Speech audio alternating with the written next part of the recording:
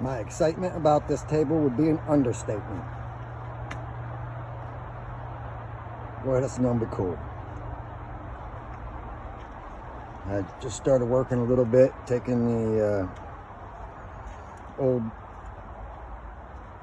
spalted cambium layer off of it and wire brushing it down a little bit.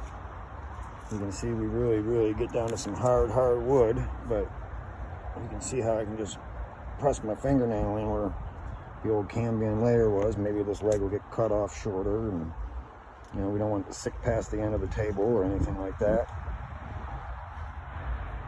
I've got a whole lot of work to do on that thing. That's going to take me the better part of a week just to get that ready. And then we have all the slabs for the tabletop and the 2 benches. Y'all have a blessed one.